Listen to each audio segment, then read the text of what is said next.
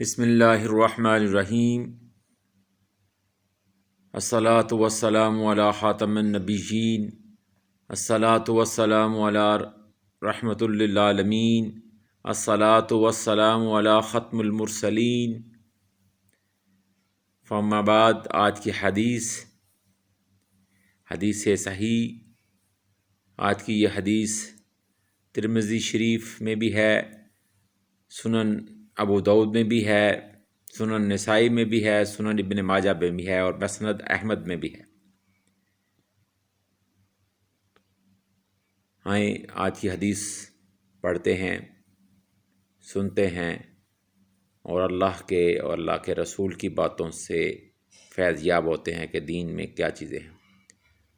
حضرت ابو ہریرہ رضی اللہ تعالیٰ عنہ بیان کرتے ہیں کہ رسول اللہ صلی اللہ علیہ وآلہ وسلم نے فرمایا، قیامت کے دن بندہ کے عمل سے سب سے پہلے نماز کا حساب لیا جائے گا۔ یعنی قیامت والے دن جو حساب لیا جائے گا وہ سب سے پہلے نماز کا ہوگا۔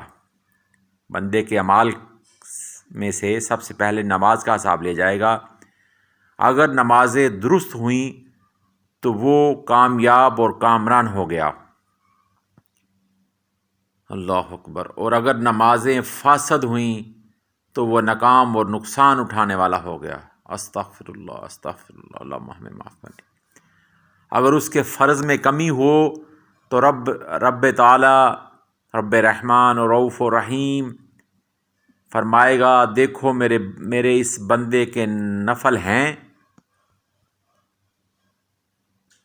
یعنی کہ اگر اس کے فرائض میں کمی ہو تو رب رحمان و رؤوف و رحیم و کریم فرمائے گا، دیکھو میرے اس بندہ کے نوافل ہیں، پھر فرائض کے نقصان کو نوافل سے پورا کیا جائے گا۔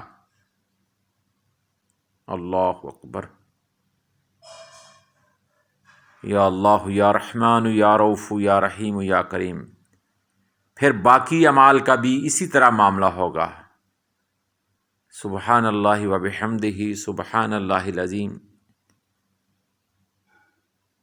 ہم نے آج کل دیکھا ہے کہ اکثر لوگ نوافل کو ترک کر دیتے ہیں اور وہ اس کو اتنی اہمیت نہیں دیتے، یہاں تک کہ آج کل تو ایک نیا فتنہ برپا ہو چکا ہے کہ سنت مبارکہ کو بھی نہیں پڑھا جاتا۔ جو سنتے تاکیدی ہیں، یعنی کہ سنت موقدہ جس کو ہم کہتے ہیں، ان کو بھی ترک کر دیا جاتا ہے اور بہانہ یہ بنایا جاتا ہے نماز فرض تو صرف فرائض ہیں۔